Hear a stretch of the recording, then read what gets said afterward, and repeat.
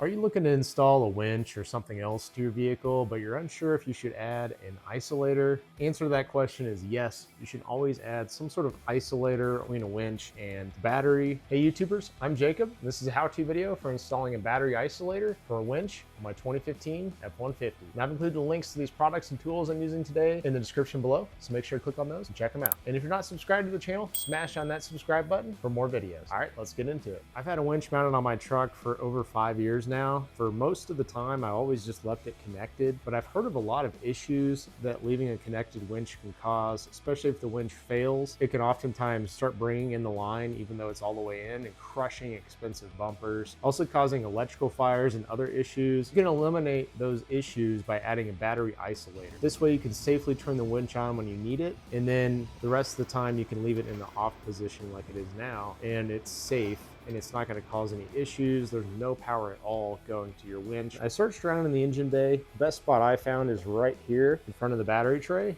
I've already got my winch cable all the way up to this point, so I can easily connect it. And then I've got some new 4-gauge wire that'll go between isolator and a positive on the battery. Right now, I'm currently unsure what is actually underneath this tray, so I'm going to pull the battery and pull this tray out. It looks like it's only a few bolts, and check what's below here. That way I'm not drilling into any other wires, because the fuse box is right behind it. So my thought is there might be some wiring going underneath here. I do not want to drill into that. I'm gonna go ahead and remove the battery, and then I'll take the tray out.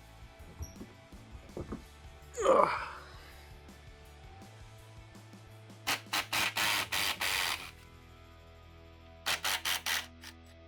And this one's a 12mm.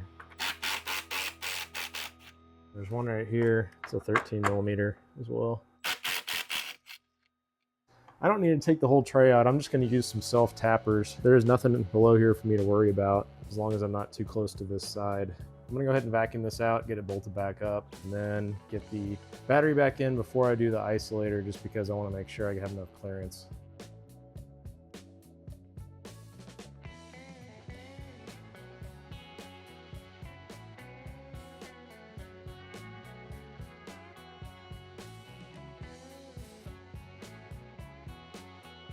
Okay, so if you don't have the right size terminals and you had to drill them out like I did, you may have some burrs on there. You need to use a file to kind of take those off so that it seats properly, because you want to make sure that it seats all the way down on the bolt.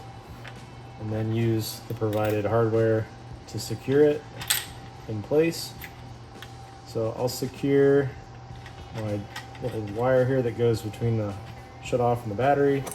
And then I'll test my wire between the winch and here and get it secured, and then I can mount this box in place.